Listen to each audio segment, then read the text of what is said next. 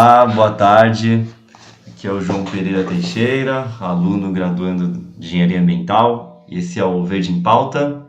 Dessa vez o Felipe não está com a gente, participando desse episódio. E hoje a gente vai falar sobre uma empresa que tem ganhado bastante destaque aqui em Rio Claro, na área ambiental, numa área pouco discutida ainda. Uma cresceu, né, o assunto, mas ainda ele está engateando, já falar muito sobre isso também. E é sobre a Ciclovida, uma empresa de compostagem doméstica e de serviços a restaurantes, né, e grandes geradores também, né. Não, médios geradores, né. A gente está aqui com o Bruno Oliveira Garcia, veterano também do curso, formado, né, em engenharia ambiental também, aqui na Unesp de Rio Claro. E fala aí, Bruno, se apresente. Oi, pessoal. Boa tarde, bom dia, boa tarde, boa noite, né? Legal estar participando aqui de mais uma atividade do curso de Engenharia Ambiental, do qual eu sou egresso. Eu já me considero já há algum tempo um dinossauro, né? Porque entrei na graduação em 2012 e finalizei a graduação em 2018.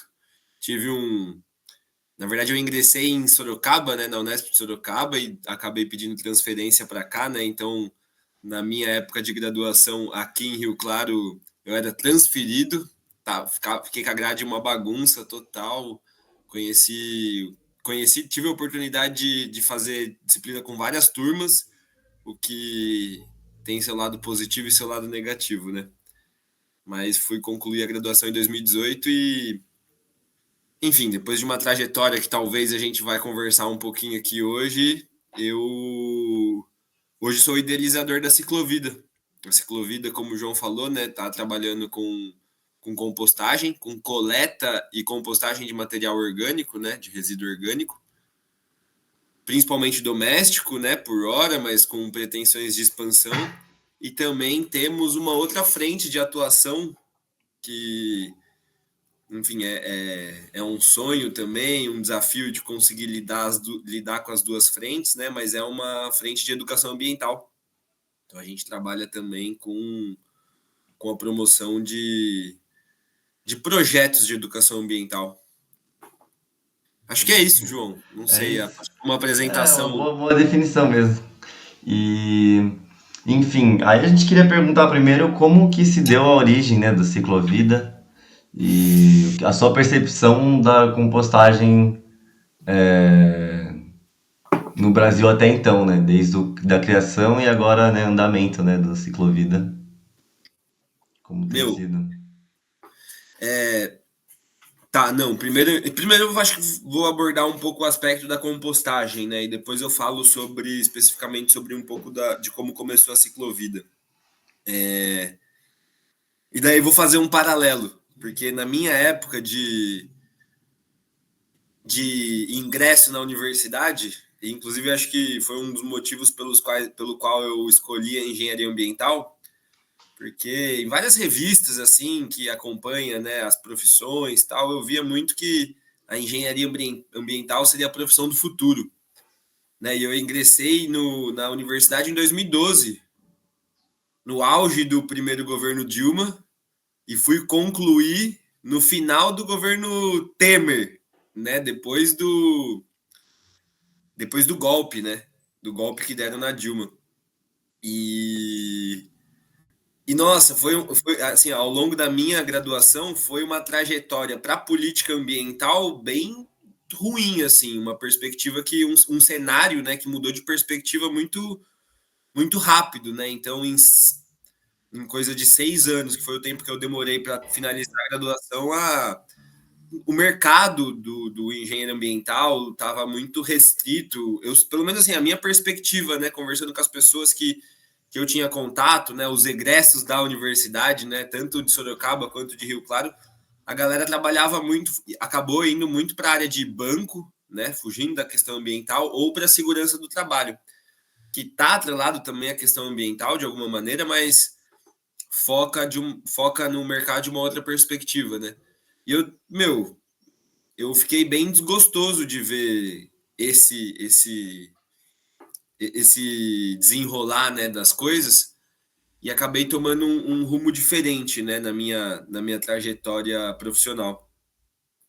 E assim, a compostagem, eu vejo que hoje ela tem ganhado bastante escala. É um tema que tem ganhado a pauta, né? Que tem entrado em pauta, inclusive muito recentemente, né? Teve uma reportagem muito recentemente, estou falando assim, talvez uns 6 meses, né? Não tão recentemente assim.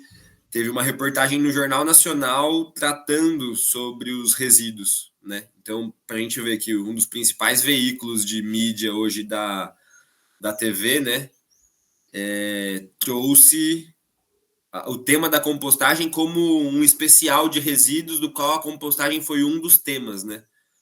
Então, é um tipo de material que antes a gente não valorizava, né? A gente, inclusive, nem entendia muito bem o valor que existia, e hoje a gente vê que, por conta das pressões ambientais, né, legais, os grandes geradores, principalmente, pensando nos municípios também, eles têm. O cerco tem fechado para eles, né? No sentido de buscar soluções que não aterrar um material que tem um potencial de ser reciclado através da compostagem ou da biodigestão, né? Então, meu, é um mercado que tem crescido muito, assim. Eu não sei dizer em dados, né, de quanto a compostagem cresceu, mas hoje eu faço parte da Associação Brasileira de Compostagem e eu faço parte há 2 anos, né, desde que ela foi criada, eu fui um dos membros fundadores. E só nesse período de 2 anos a gente pôde notar que não só a instituição, né, a Associação Brasileira se incorporou, tá se inserindo, né, no cenário nacional, bem como as iniciativas de compostagem têm ampliado muito no território nacional, principalmente na região do Sudeste, né? Então, meu, é um mercado que tem se fortalecido aqui, né? E o próprio contexto de estar há 3 anos trabalhando aqui em Rio Claro, né? A gente vê que o nosso trabalho ele tem ganhado escala, né? E tem muito potencial para crescer, assim, um potencial que hoje a gente não consegue acessar ainda, mas que a gente está se estruturando para alcançar, né? E então acho que é isso. Acho que a compostagem é um tema meu que, inclusive, a Unesp, né? Já que provavelmente eu vou estar falando aqui para um público de graduandos de engenharia ambiental, eu vejo que, meu, a gestão de resíduos, principalmente a compostagem, é um tema que vai faltar profissional apto, né, a tá trabalhando com essa temática, né, a pensar soluções para a gestão de resíduos, né, principalmente os resíduos orgânicos, tem umas características específicas, assim, né, de alguns cuidados importantes para pensar na gestão dos resíduos sólidos urbanos, principalmente, né, mas quando a gente pode até falar disso mais para frente, mas o resíduo orgânico ele não está só no resíduo sólido urbano, né, nessa categoria por tipo de geração, né, mas ele está também no resíduo industrial, né, então quando a gente fala de lodo de esgoto, por exemplo, né, é um resíduo que a gente tem que dar conta através da compostagem, resíduo de granja, né, aqui em Rio Claro a gente lida, né, inclusive perto da Unesp com a Fricoc, né, a Fricoc Hum, quanto tipo de resíduo orgânico ela não gera e ela tem que dar um descarte adequado para isso, né. Não hum. sei se dá um descarte adequado, acredito que não, até pela quantidade de lixo que eles Sim, geram o ali. lixeiro que fica em volta, né? Exatamente. Se passa ali toda terça, quinta e sábado, é uma quantidade bem grande de lixo ali, né? Enfim, mas é isso. Eu acho que a compostagem tem ganhado escala e cada vez mais a legislação vai cobrando, principalmente dos grandes geradores, né? Que daí geram mais de 200 litros por dia, é uma característica, né, dos grandes geradores, é de se responsabilizar pela gestão dos seus resíduos, né? Inclusive desonerando o poder público, né, a prefeitura, de ter que lidar com o lixo desses grandes geradores, que geralmente são empresas, condomínios, né? Então é legal porque até, né, é uma forma da gente cumprir a legislação, né, com a Política Nacional de Resíduos Sólidos, de que temos a responsabilidade compartilhada, né? Não só quem gera, mas quem consome e também o poder público, né? Uhum. E, meu, a ciclovida, ela começou, acho que um pouco, com certeza, muito ligada à minha trajetória, assim, né? Eu saí da graduação nessa perspectiva que eu contei para vocês, um pouco desanimado do mercado de trabalho para engenharia ambiental, pelo menos, né, o mercado que eu enxergava, assim, né? E optei também por, ao longo da graduação, ter me dedicado muito à extensão, né? E principalmente aos cursinhos populares, né? Que é uma política da Unesp, né? Eu acabei me aproximando muito da educação ambiental, entendendo que ela era uma ferramenta muito importante para a gente conseguir promover transformações na sociedade, né? E eu sempre, como profissional, eu sempre quis alinhar essa vontade, né, de ver as transformações, de ser um agente transformador, né, da sociedade, né, buscando construir uma sociedade que eu acreditava. E daí eu vi na educação ambiental uma ferramenta muito potente para isso. E fui fazer o mestrado lá na Exalc, né, aqui em Piracicaba, no programa de Ecologia Aplicada, junto com o Laboratório de Educação e Política Ambiental, a OCA. E lá, meu, foi uma experiência muito, muito rica, assim, de abrir meus horizontes mesmo para sair um pouco da caixinha da engenharia ambiental, sabe? E da própria universidade, né? Porque mudar de universidade também amplia muito nossos horizontes, né? Ir para a Exalc, para a USP, que é uma das principais universidades aí quando a gente pensa em pesquisa e atuação relacionada ao agronegócio, né? Então tem muito recurso ali. Foi uma experiência muito bacana, desafiadora pra caramba, né? Mas foi muito bacana e abriu meus horizontes, não só para trabalhar com a educação ambiental, mas também por entender que o mundo acadêmico não é também um lugar que eu me sinto muito à vontade, que eu quero estar, sabe? Porque Uhum. a realidade da pesquisa hoje em dia também, né, no nosso contexto, do nosso país, aqui é um pouco, tá um pouco desvalorizada, né? Também naquele contexto que eu estava de início do governo Bolsonaro, não estava conseguindo enxergar a perspectiva da pesquisa, principalmente na área da temática ambiental. Falei, meu Deus, velho, eu vou fazer o doutorado aqui, daí depois eu vou terminar o doutorado, vou ter que trabalhar de Uber para conseguir me sustentar, que é a Caramba. realidade de muita gente, né, infelizmente, no Brasil hoje. E daí eu optei por me enfiar no empreendedorismo, assim, né? Falei, ah, meu, vou dar as caras aqui. Na época eu tava namorando e a minha Uhum. ex-companheira tava morando em Rio Claro com perspectiva de ser chamada no concurso público, que ela era pedagoga. E Uhum. aí ela me chamou, falou, não, vamos morar junto, assim que começou a pandemia.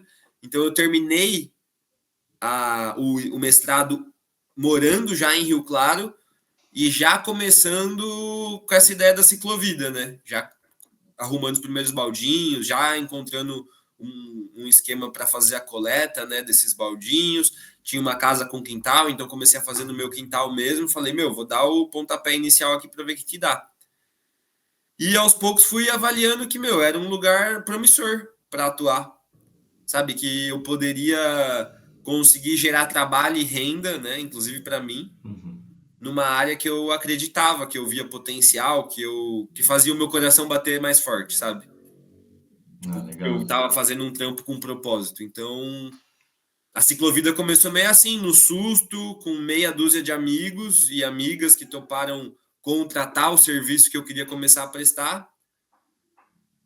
E é isso, começamos com 6 clientes e hoje a gente está, depois de 3 anos e meio, quase 40 meses aí que a gente está na Labuta, a gente está com quase 70 clientes, né? Então, é uma expansão significativa Sim. e muito orgânica, né? Porque a gente não fez nenhum tipo de divulgação, não pagamos nenhuma Do publicidade no geomarketing, Instagram, nada. fizeram um avançar assim, né, dos clientes de uma maneira bem orgânica. Foi no boca a boca, criamos um Instagram, começamos a publicar umas coisas, né? Então, meu, eu acho que tem muito potencial para crescer aí ainda e é o lugar que a gente quer chegar, né? Porque é isso, querendo ou não, é um trabalho que você precisa de escala para conseguir ser rentável de fato, né? Sim. Porque hoje as contas ainda fecham muito, muito apertadas, né? Uhum. Mas é isso. Tem como crescer, a gente vai crescer e vai conseguir ampliar aí a compostagem aqui no contexto de Rio Claro e região. Muito bom, Bruno. Nossa, até vou brincar que esse episódio vai ser quase um convite também. Esquema de pirâmide aqui, a gente vai divulgar também o Ciclovida aqui. Eu acho que é uma das perguntas também. E interessante a trajetória, né? Vocês pegaram, vocês são a geração que pegaram Ciências Sem Fronteiras, e aí ver tudo desmoronando, assim, acho que foi, dá pra ver que foi a base pra você ter tido essa, pode parecer um coach, assim, né, mas, tipo, essa vontade inicial, né, de, sei que é um papo que acaba sendo meio neoliberal às vezes, mas é essa vontade inicial, né, de querer é, garantir o seu por conta, assim, né, tendo em vista que as coisas estavam muito incertas, né.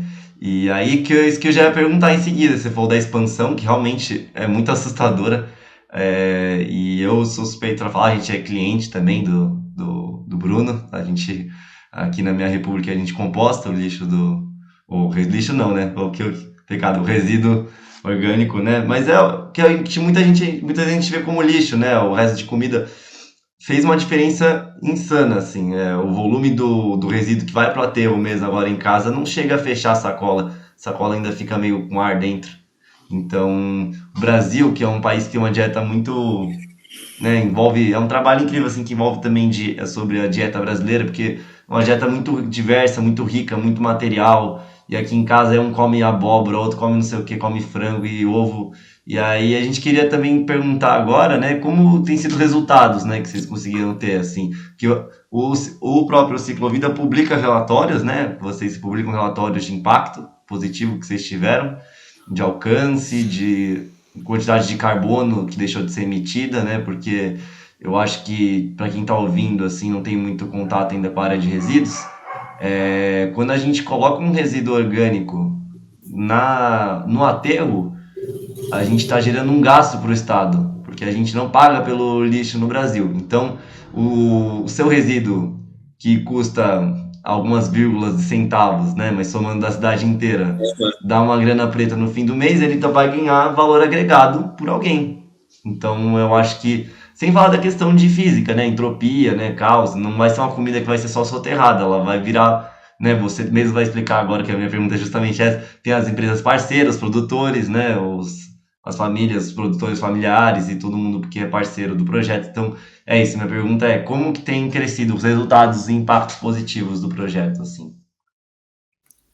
Boa. Eu já comecei falando um pouco dos clientes, né? Que saímos lá em meados de 2022 de 6 e hoje aqui, né? Meados de 2025, estamos quase 70 clientes, né? O que fez a gente sair de uma média de 50, na verdade, de 200 quilos, 150. Na verdade, eu precisava conferir esse dado nas planilhas, mas se eu não me engano, é 150 quilos por mês.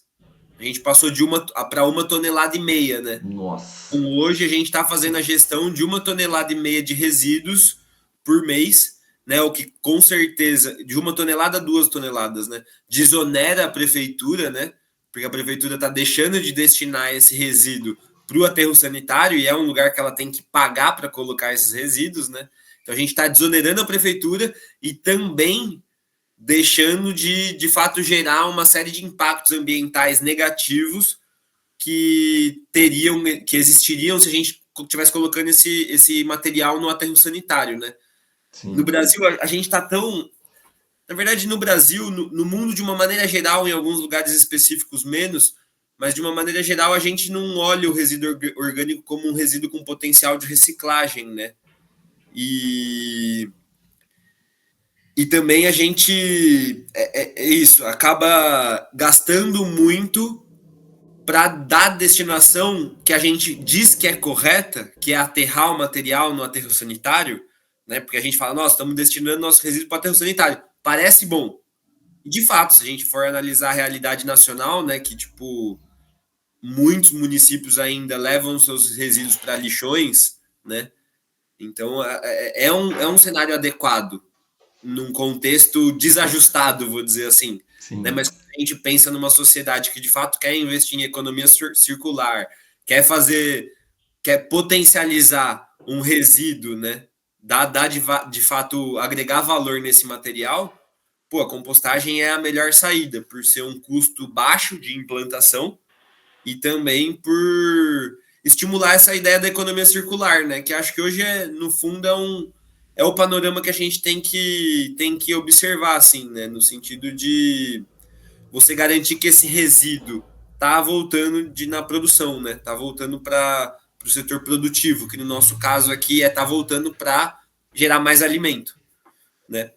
Então, é isso. Ao longo desses 3 anos de atuação, a gente ampliou muito a nossa coleta de domicílios e começamos a prestar serviço também para médios e pequenos geradores, mas de restaurantes, pizzarias, né? Hoje a gente faz a coleta também do restaurante universitário, né? Então, a gente conseguiu ampliar um pouco a nossa gama de estabelecimentos de coleta. Mas a gente ainda tem dificuldade e estamos começando a sanar essa dificuldade para aí sim chegar em grandes geradores. Né? Aqui vou dar o exemplo no contexto de Rio Claro. Né? O que a Whirlpool faz com os seus resíduos orgânicos, o que a Tigre, a Brascabos, né? Empresas grandes que têm refeitório, que devem alimentar Coring, muito. né? Que é de alimentícia, né? Hã? A Coring, que é alimentícia, né? A Core, exatamente, Exato. que daí está em Ipeúna, né? Mas, Sim. enfim, atua muito aqui em Rio Claro. O que essas empresas fazem com o seu resíduo orgânico, né? E aí a gente vai começar a conseguir acessar mais esse mercado agora, porque a gente está fazendo um ajuste aí na questão legislativa, né? Porque a gente precisa, para o pátio funcionar e conseguir emitir os documentos necessários para essas empresas comprovarem que elas estão dando a destinação adequada para os seus resíduos, a gente vai destravar essa questão administrativa burocrática de licença do pátio, para aí sim começar a ampliar os geradores, né, os tipos de clientes que a gente tem, nossa cartela de clientes. E acho que isso vai proporcionar muito mais rentabilidade para o negócio. Porque hoje, no contexto geral, principalmente das empresas que estão prestando esse serviço de coleta e tratamento de resíduo orgânico, para ter rentabilidade, você precisa escalonar o serviço. Ou você precisa ter muitos clientes domiciliares, né? Para conseguir tornar a parada rentável, né? Porque tem toda uma logística de coleta que é o que mais encarece a parada.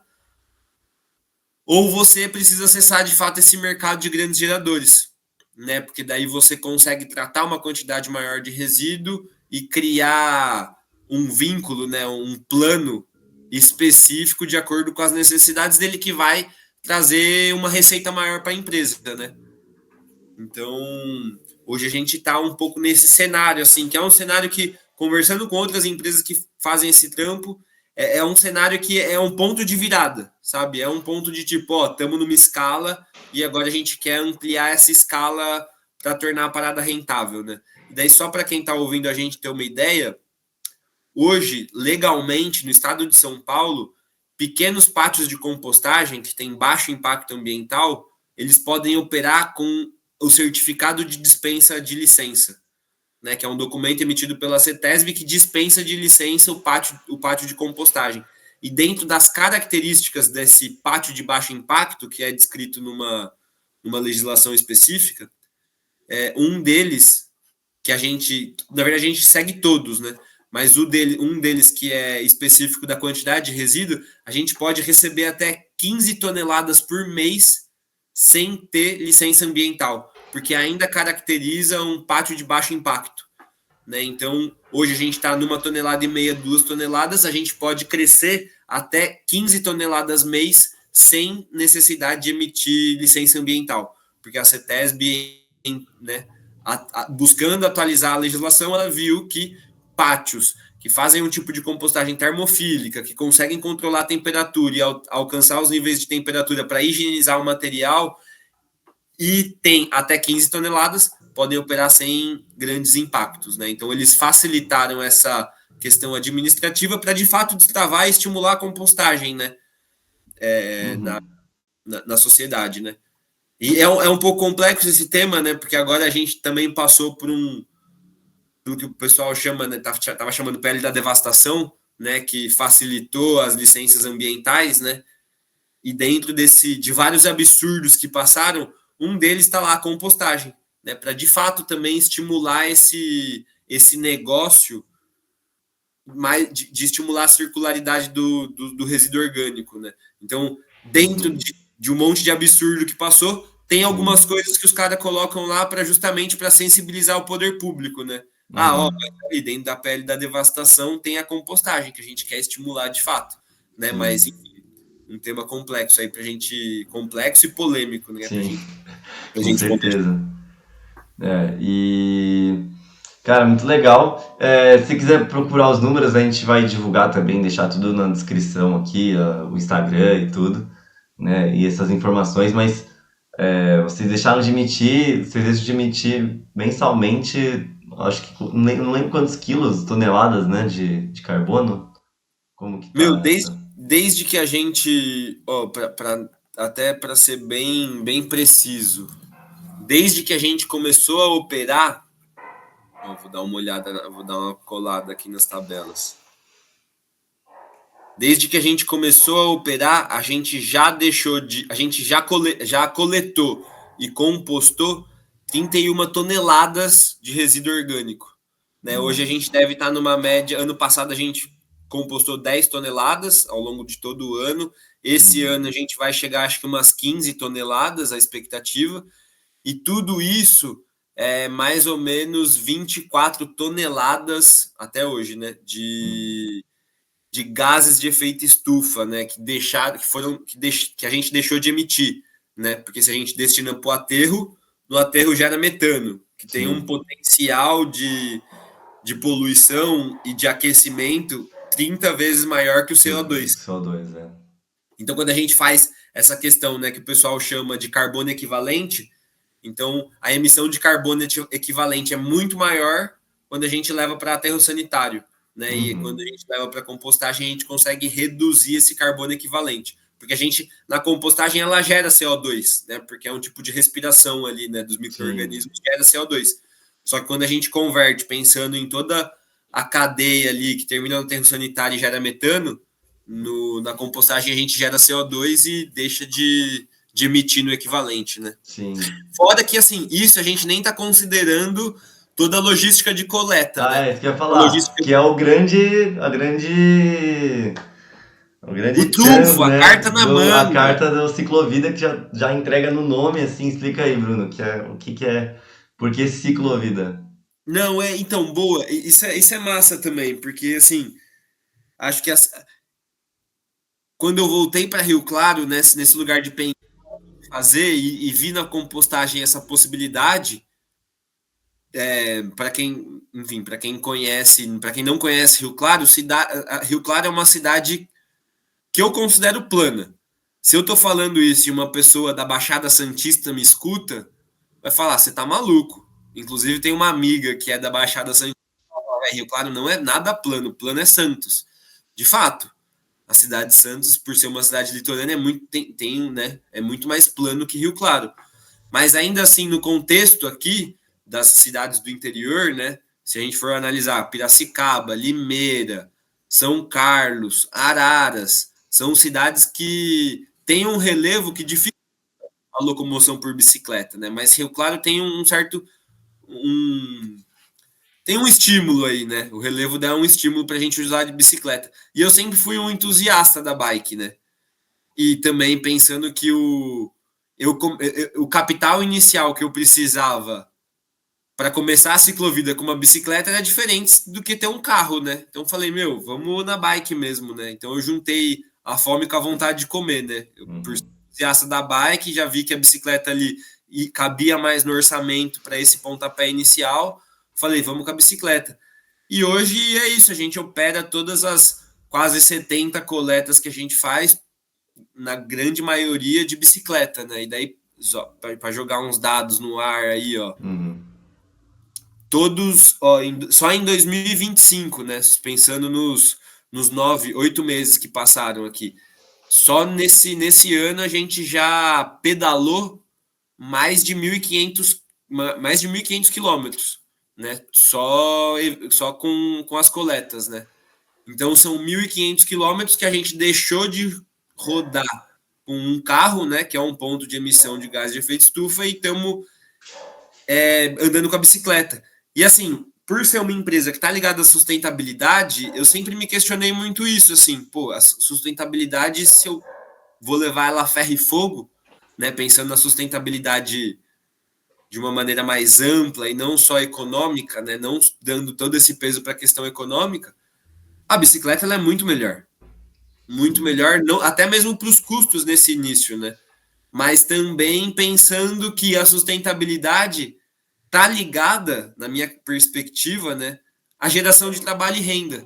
Né? Então é muito melhor eu ter mais pessoas envolvidas no trabalho de bicicleta do que eu colocar um carro e diminuir o potencial de gerar trabalho e renda da ciclovida, sabe? Sim. Talvez uma hora a conta não feche, né? Inclusive, a primeira empresa que começou esse serviço de coleta e compostagem de material orgânico aqui no Brasil foi o Ciclo Orgânico, que é uma empresa lá do Rio de Janeiro. E hoje, depois de 10 anos de operação, que eles faziam toda a operação de bicicleta, eles tiraram a bicicleta e passaram a ter carro. Né? Mas é isso, foram 10 anos operando. Eles devem hoje estar coletando mais de 30 toneladas por mês. Né? Então, Uhum. é isso, eles chegaram num patamar, até por estar no Rio de Janeiro, né? Que é outro contexto, Sim, está em Rio Claro. Né? sim, Então, é isso. A sustentabilidade, acho que ela está atrelada à bicicleta e ao nosso serviço, assim, e é Pô, é uma coisa que a gente leva muito a sério, sabe? sim. Muito bom, Bruno, é É isso uma mesmo. fachada, né? É, eu acho que tem esse potencial mesmo, assim, e é como você mencionou, dentro do nosso tema, o tema desse ano é economia circular, né, e saberes ancestrais. Aí o subtítulo é Desenvolvendo o presente para garantir o futuro. E não lembro se esse é o subtítulo, é um subtítulo bem grande, a gente. Mas enfim, agora pro episódio não vou lembrar. O que eu ia falar também por último, perguntar, assim, além desse potencial e dessa característica, né, de ser uma empresa local e da gente incentivar empresas locais, porque num capitalismo tardio a gente prega muito que as empresas têm que crescer infinitamente e ter uma empresa bem punk, né, punk no sentido bom da palavra, ter uma empresa que tipo, não, a gente é regional, sim, a gente quer ser regional, e a gente quer, na verdade, melhorar a eficiência regional do atendimento, né? Então, eu acho que é muito dentro do nosso tema. E para encerrar, a gente vai falando em regionalidades assim, encerrar o primeiro bloco, né? Depois a gente explica como funciona o segundo.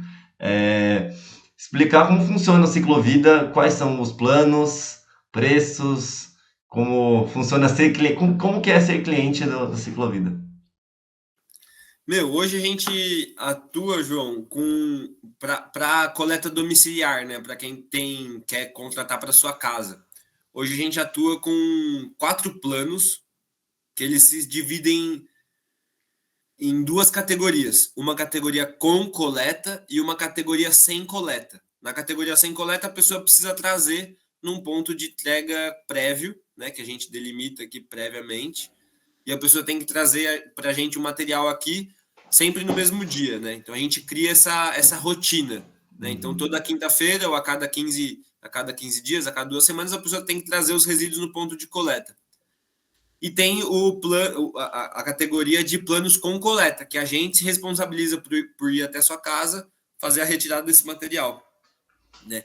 E daí, outra especificação dos planos é se eles são semanais ou quinzenais, né? Então tem domicílios que optam pelos planos quinzenais, porque geram menos resíduo. Nosso baldinho ele tem 16 litros, né?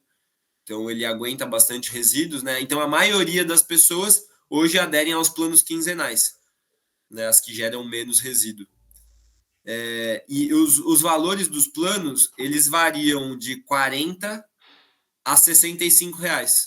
Né? Então é uma diferença pequena, assim, né? São R$ 25 de diferença para você coletar o resíduo orgânico todos os dias na sua casa, todos os dias não, desculpa, toda semana na sua casa, que daí é R$ 65, ou você trazer o resíduo no ponto de entrega a cada 15 dias é R$ 45. 40, desculpa. Então, esses são os planos domiciliares. A gente começou a prestar também para geradores um pouco maiores, né? Restaurantes, que daí o baldinho não dá conta. E daí a gente usa bombonas, né? Bombonas de 50 litros. Cada bombona por semana sai em média R$ 80 por mês. Então, se um estabelecimento gera uma bombona por semana de resíduo, que são 50 litros, ele paga R$ 80. Se gera mais, a gente vai abatendo esse valor, né?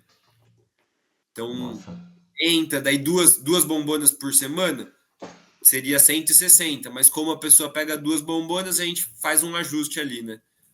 Impressionante. É muito barato pelo que entrega, assim, faz propaganda agora falando, né? Mas é. E ainda tem os relatórios, né? Vocês entregam a cada 3 meses, né? Um relatório de impacto específico da sua residência ou do seu negócio, né? Exatamente, porque para a gente é importante a gente quantificar quanto material a gente está compostando, né? E conseguir distinguir também para os clientes quanto eles estão gerando de resíduo orgânico e, consequentemente, de impacto ambiental contratando o nosso serviço, né? Então, também, além de você receber esse relatório trimestral, né? A cada 3 meses a gente envia para todos os clientes, o cliente também ele tem a opção de receber uma recompensa por mês, né? Então, no final do mês, ele pode escolher receber o adubo, ele pode escolher receber uma hortaliça, que é uma parceria que a gente tem com uma produtora, inclusive amanhã vai ter entrega de hortaliça, ou também pode escolher a serragem. A serragem é um material legal que ajuda a controlar, né, Odor, né? o líquido, principalmente a É. geração de líquido, né? E que, consequentemente, ajuda o controle de odor também. E assim, você falou que é muito barato, e meu, de fato, assim, acho que a gente tenta reduzir o preço ao máximo para tornar viável, né? Porque, Sim. querendo ou não, a gente ainda não tem a cultura de pagar para Pelo evitar o lixo, nosso é. impacto ambiental, né? Sim. E isso, querendo ou não, é uma cultura que aos poucos a gente vai ter que construir. Hoje, inclusive, o Ministério Público, né, ele obriga os municípios a cobrarem a taxa do lixo, Sim. né, para trazer sustentabilidade financeira para a Dos gestão de resíduos. resíduos Sim. municipais. Porque se não tiver essa cobrança, é isso, o município ele gasta muito dinheiro, assim, né? Hoje, dos contratos públicos, assim, de todo o orçamento do município, o contrato público para gestão de resíduos, né, que daí inclui coleta e destinação, pô, é um Só tá dos atrás de contratos mais saúde, né? caros, assim, que come boa parte dos orçamentos Sim. das prefeituras, né? E daí é legal, porque daí a gente também consegue mostrar, e daí eu gosto de trazer esse exemplo, né? Que é o exemplo de Ipeúna. Pô, Ipeúna descarta os resíduos deles em Paulínia. Então, pensa só no frete que ele tem que pagar só Pra de levar levar pra todo o Paulista. material que é gerado aqui em Ipeúna, uma cidade vizinha de Rio Claro, até Paulínia. E daí pensa que Absurdo. metade desse resíduo é resíduo orgânico, que ele poderia pensar em construir um pátio público municipal de resíduo, de tratamento de resíduo orgânico no próprio município, gerar adubo, porque Ipeúna também é conhecido como o município da agricultura natural, né? Sim. Então, poderia, inclusive, destinar boa parte desse material, que é um composto de excelente qualidade, que agrega em aspecto físico, químico e biológico para o solo, poderia estar destinando para essa produção orgânica e fortalecer o nome dele como um produtor de um município da agricultura natural, né? E conseguir fazer disso, né? Inverter essa lógica, né?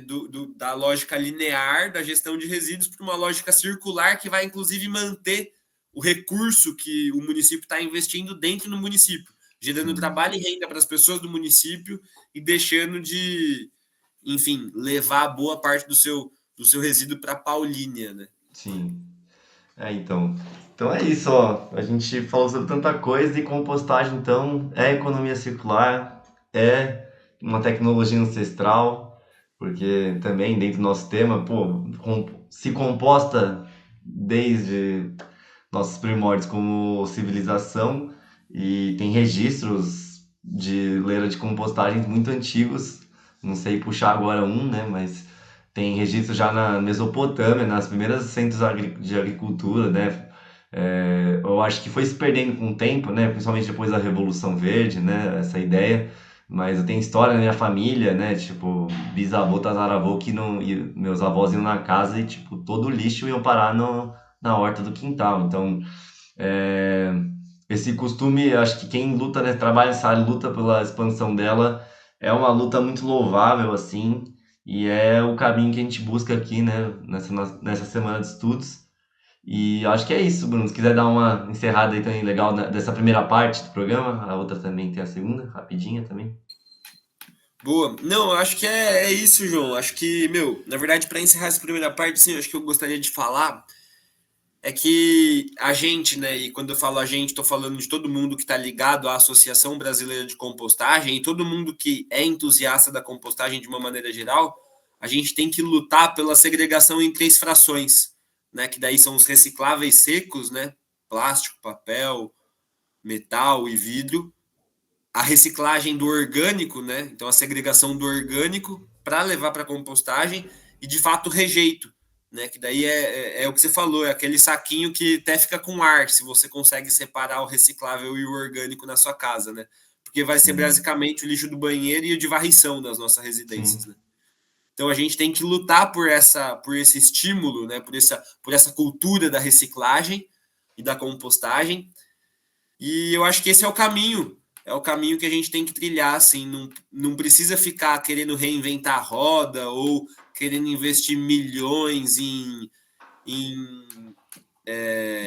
destinos, né, em possíveis destinações para o resíduo, que é queimar ou aterro sanitário, porque tudo isso precisa de um investimento muito grande e faz com que a gente abra a mão do serviço mais desafiador, mais importante que existe, né? Que é de fato criar essa cultura da reciclagem, da sim. segregação correta dos materiais, né? Da educação ambiental, que é mostrar para as pessoas que dá para não gerar lixo, né? Ou gerar muito pouco de lixo, né? Então eu acho que é o caminho que a gente tem que seguir, por mais que na minha perspectiva seja o caminho mais difícil, ele é o Com mais barato certeza. É o também, mais de alguma barato. perspectiva. O mais barato, assim, é o que vai gerar mais trabalho e renda, eu acho. É. Sabe? E mais vai fazer o recurso ficar no município, porque senão a gente vai pensar sempre em soluções muito complexas, mega tecnológicas, né? Quando eu Sim. falo tecnológicas, é É muito o essa peixe coisa que da. come microplástico, é Isso! um gerador de energia do não sei o que, do metano, Exatamente, que nunca sai do exatamente. papel, né? É isso, é queimar resíduo para falar que tá gerando energia. Não, velho, galera, vamos segregar direito, que se segregar direito, a gente recicla plástico, papel, papelão, metal, vidro, a gente composta tudo que for orgânico, gera adubo, pensa numa cadeia de circularidade para fomentar a agricultura familiar no município, no local. Então, meu, é uma cadeia, é uma circularidade que está aí. A gente só precisa ir encaixando as pecinhas para ela funcionar bem e cada vez mais ampla, né? Sim. É isso, acho que para encerrar. Fechou então. Aí, manda ver.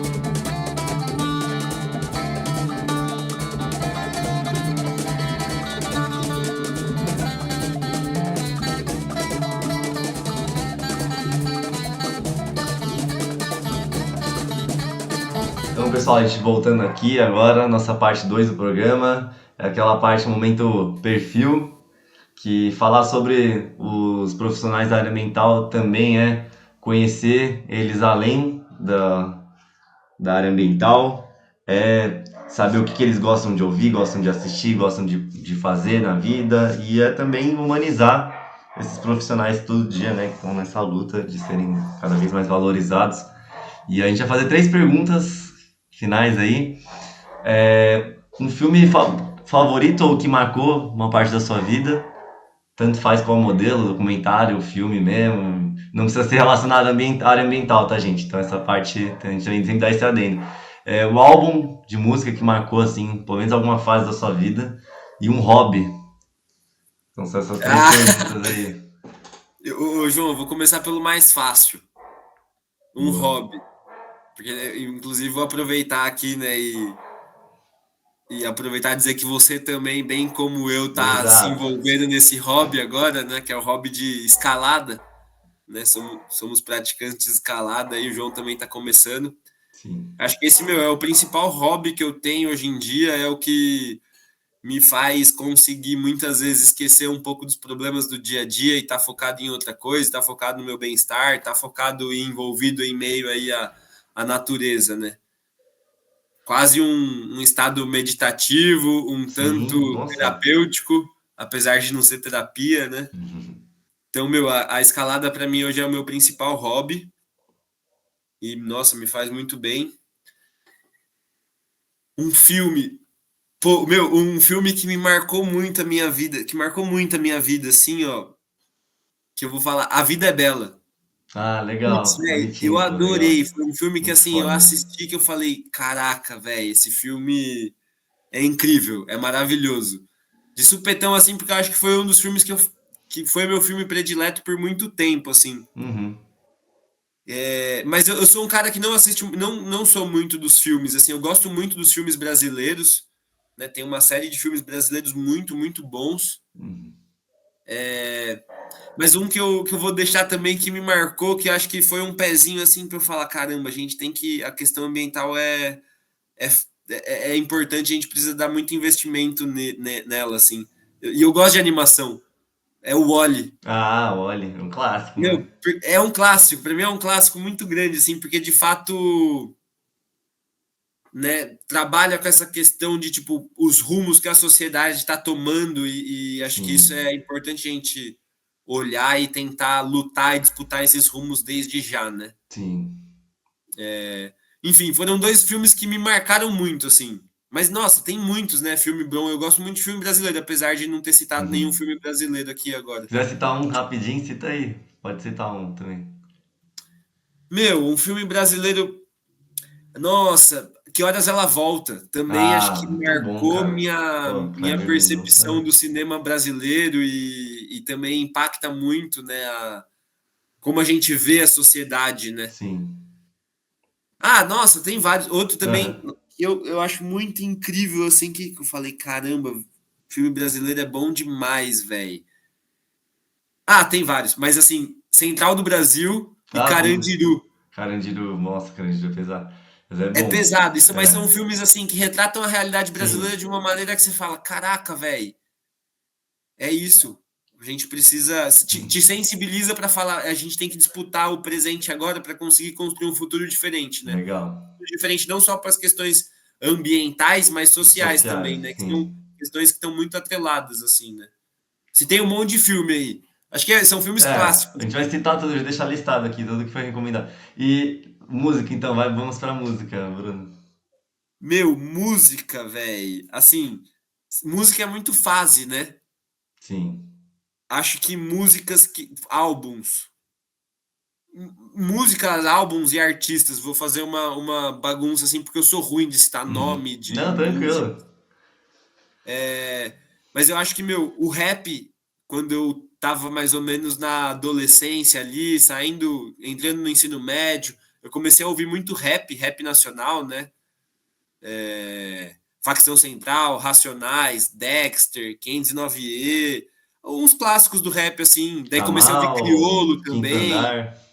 Hã? Kamal, Quinto Andar. Então, essa é uma Enfim. galera que veio depois, né? Que, Sim. tipo, eu tô falando que quando eu tava quando eu É, era chutando adolescente, João, pela data, também você gosto ainda era muito uma de. criança, cara. É, exato. Você e todos os seus colegas da Sim. graduação. Mas, enfim, acho que esses clássicos do rap, assim, que eu comecei a ouvir muito por conta do meu irmão, me Uhum. influenciaram muito, assim, para começar a entender, né? Porque eu sempre fui um menino de classe média, sempre estudei em escola particular, então eu via a realidade retratada de uma maneira. E ouvir essas músicas me permitia refletir sobre uma outra realidade que eu não conhecia, mas que é a realidade da maioria do povo brasileiro, né? Sim. Então, meu, me motivou muito. Depois, já entrando no ensino médio ali, já quase na graduação, o reggae me motivou muito, assim, e um disco, um CD, né, que eu acho que, meu, foi um dos que eu mais escutei nessa época, é Árvore do Reggae, do Ponto de Equilíbrio. Ponto de equilíbrio, legal. E daí tem Mato Seco também, que acho que eram as bandas que eu mais escutava, assim, quando Uhum. eu tava nesse lugar de sair da graduação, sair do ensino médio e pra graduação, né? Então, Bom. acho que são essas as músicas que mais marcaram minha trajetória, assim, que eu até consigo ver uma mudança de postura minha a partir desse gosto musical, né? Mas Uhum. hoje, assim, eu gosto muito de MPB, velho. Gosto muito, assim. Uhum. E até vou citar também que a gente se encontrou, né, no show do Os Garotim, Ah, é. Total, uma, muito bom. Baita um banda. trio, do Rio de Janeiro, né, uma molecada de São Gonçalo ali que tá fazendo um som muito da hora, muito dançante, assim. Sim. Então, é uma galera que eu tenho escutado bastante Muito bom. ultimamente. Fechou então, Respondi Bruno. tudo? Acho que é isso, né? Fechou. Ô, Bruno, Da muito hora. obrigado, cara, pela participação. É, a gente fica muito feliz da sua participação. Acho que vai ter vários temas que você vai entrar também, acho que dentro do nosso podcast. A gente vai falar ainda também de compostos verdes, né? A corrida do ouro pelos remineralizadores também, com o professor Marcão e não, Marco César, né? Para quem não conhece. E a gente vai falar muito sobre ainda sobre os compostos, sobre solo, e acho que talvez você apareça aqui mais vezes. Acho que tem que o seu projeto de educação ambiental e das hortas também. Então é isso. Quem quiser deixar, né, arroba o seu Instagram, pessoal, você quer divulgar o Ciclovida? O Ciclovida vai ser divulgado, você quer divulgar o seu também? Não, mano, não vou Não? divulgar o meu, que eu Tranquilo. tô querendo, É isso. inclusive, apagar meu Instagram, que Boa, esse negócio boa. consome minhas horas, minha vida. Eu não Não, é aguento complicado mais mesmo. ficar olhando o story dos outros. Não, tranquilo. Mas Ciclovida, então, arroba Ciclovida, né? RC, Ciclovida Underline RC. RC, deixa eu colocar também aqui. E é isso, Bruno. Valeu. Boa noite aí. E... Escalada, né? Boa escalada, você comentou antes, né? Bom treino aí, né? É Pessoal, isso. aí também, acho que esse episódio também condiz muito com a semana e a rotina que a gente tá tendo. Então, quem estiver ouvindo esse episódio, Edil, claro, a gente também vai fazer mais um esquema de pirâmide aqui no episódio. A gente montou uma parede escalada comunitária lá no Jardim Floridiana, do lado do Atacadão Paulista, lá onde é um espaço ciclone, que já tinha treinos de slackline, né? Então, quem quiser conhecer a escalada, os treinos estão sendo de quinta às 7 e tem sapatilha lá. A gente está muito batendo na luta, né, de democratizar o acesso à escalada, que nunca chegou a estourar uma bolha em si, né? Então ainda os equipamentos aqui no Brasil são muito caros. Tem que mandar ressolar o sapato em borracheiro especializado, não vende sapatilha cara pra caramba. Então a gente tem umas sapatilhas comunitárias assim. Então vão lá conhecer. O Instagram é o Instagram do Ciclone, mas a gente está divulgando também nos grupos, né? É isso. É Boa. isso, fechou. Pra cima com a escalada e com a compostagem. É isso aí. Falou. Valeu, pessoal. Abraço, boa noite Boa aí. noite. Embora.